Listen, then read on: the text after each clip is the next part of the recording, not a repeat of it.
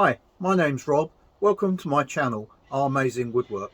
In our videos we'll try and share with you tips and tricks of new things that we learn along the way on anything to do with woodwork. Follow along with us. We upload videos on Fridays twice a month. On a recent trip we visited some old friends and they said that we could go to their bit of woodland and collect some old bits of wood that we could use for making different things. In this video I'll show you some of the bits of wood that we collected, and on one of them we start to cut it up and make a spoon out of it. So everything that's done with that piece of wood is done with hand tools. There's no electrical machinery used. It is a work in progress, so it doesn't get finished in this video, but as I finish it I will record it and share it with you folks later on. Here's a little montage of some of the pieces we collected. I've got a great little folding handsaw that I bought from Amazon, and I've used this for the first time, and I was really impressed with how it cut. It's a bit like a pull saw because it seems to cut on the pull stroke more so than on the push stroke. So I'll leave a link in the description below.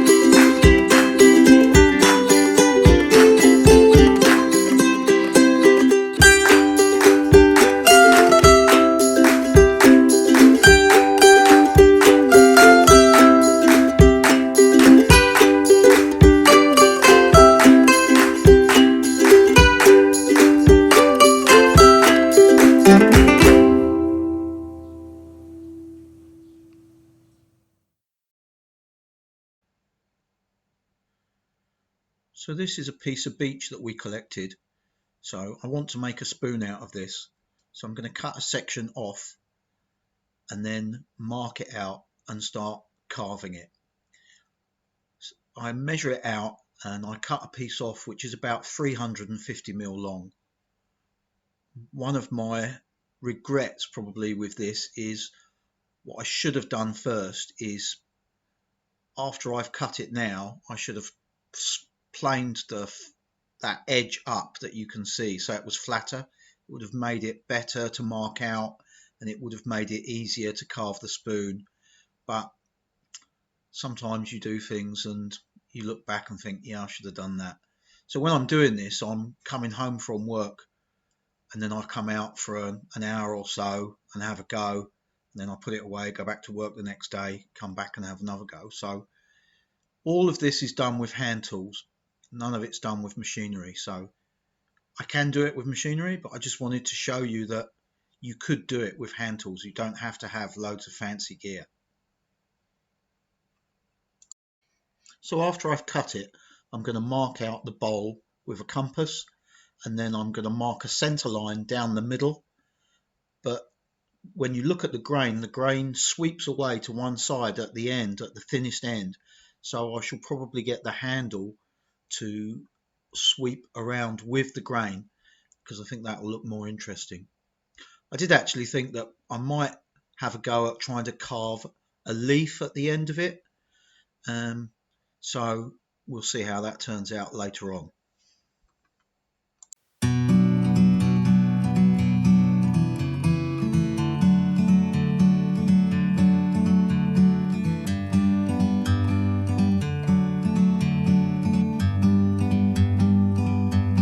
like a bird on a tree. I'm just sitting here, I got time. It's clear to see from up here, the world seems small. We can sit together, it's so beautiful, you and me. We meant to be in the great outdoors, forever free.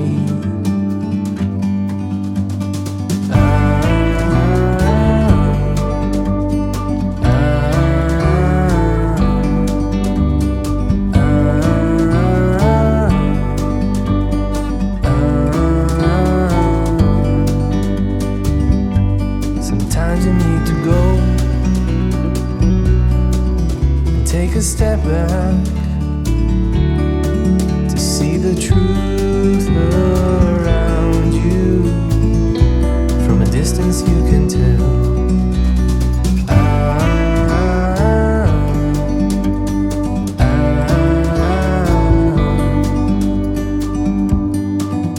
You and me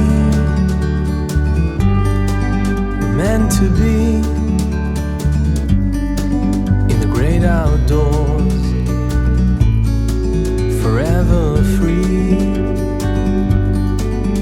You and me, meant to be in the great outdoors, forever free.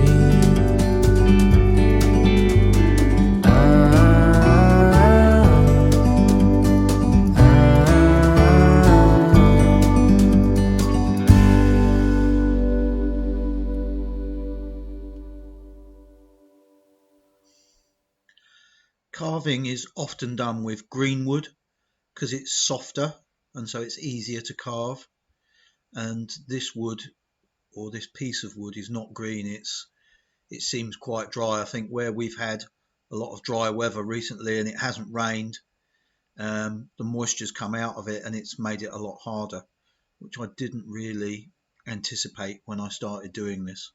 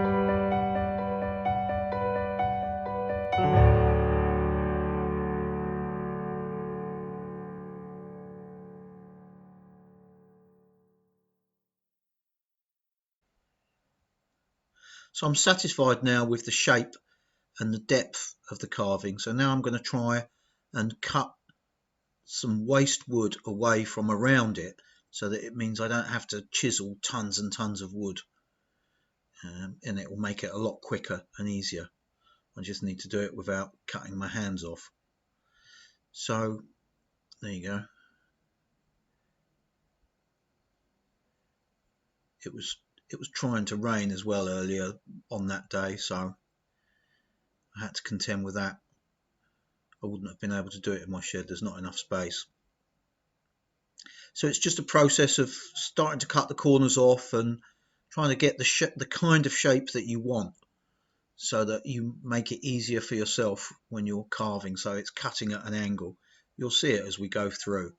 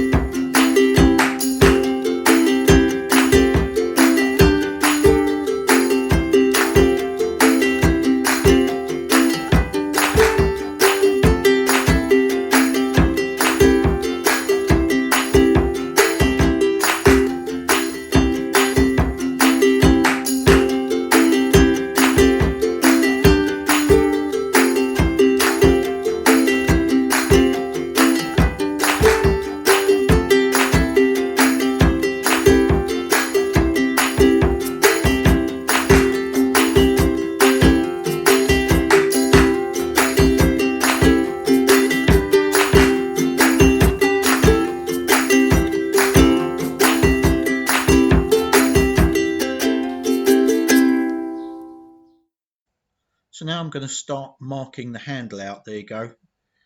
So I've just come either side of the pencil line, and then I've tried to sweep it round as it comes out from the spoon. So I decided I was going to make some vertical cuts rather than try and cut down the whole length. Plus, if I was going to have the curve on it, then with a handsaw like that, I wouldn't be able to cut it. So I'd have to cut it in sections and then chop it out and then carve it round. It would be easier. So having made some cross cuts, now cutting down the side of the handle and cutting those sections out.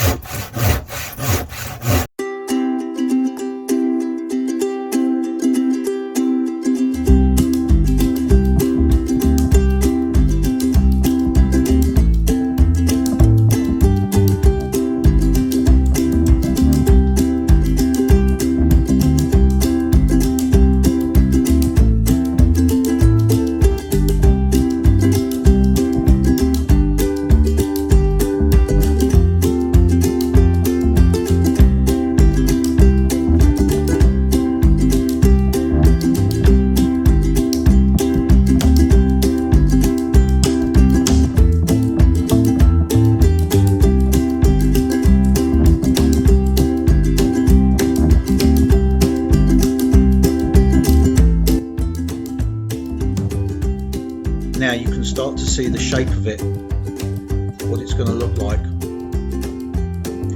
So next will be to start carving more on the outside.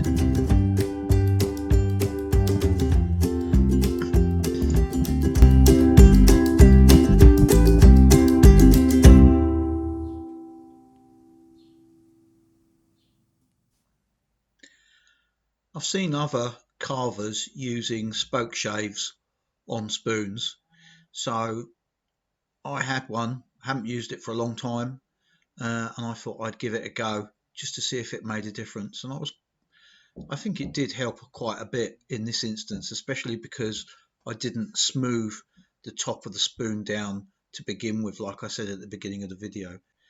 There are two different types of Spokeshave.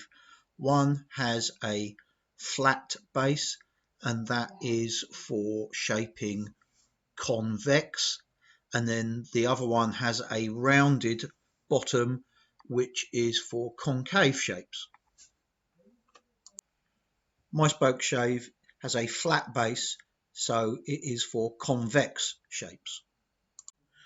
Throughout this whole carving session, it's been an experiment to see how I can clamp the wood as best as possible to make it secure. So it's constantly evolving and changing. Putting bits of wood in there to support it and trying to find a way of holding it steady whilst I work on each individual bit. And you'll see that as a lot as you go through. So you probably need some good clamps to do the work with.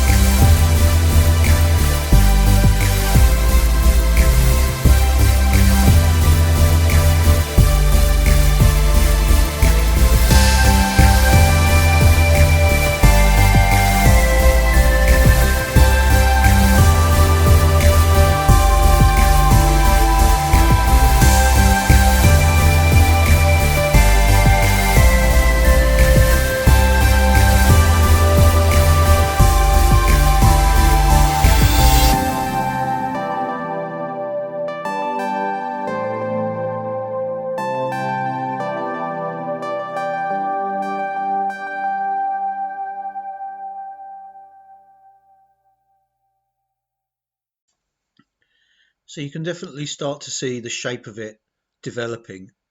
And what I think I'm going to do is I've got some milk paint, and I've decided that I think probably part of the handle, especially if I do the leaf idea on the end, I'm going to paint that in milk paint, which is a very food safe, quite a durable paint that's often used on this kind of work. When I do that, I'll show you how it goes, and there are some fantastic colours available in milk paint, and as I said, it is a very traditional finish for this kind of project. So that's as far as I was able to get with this project this week before I did this video. So I will finish it off and record it as it goes and show you the finished product for next time. So I hope you've enjoyed the video and that you've seen there's lots you can do with just hand tools and without having to buy loads of expensive kit. So far that's probably taken me about 3 hours to get to this stage. So it's not really time consuming. So I hope you've enjoyed it. Please don't forget to like and subscribe, ask any questions, leave any comments, and next time we'll get this finished and you'll see the finished product. Bye for now.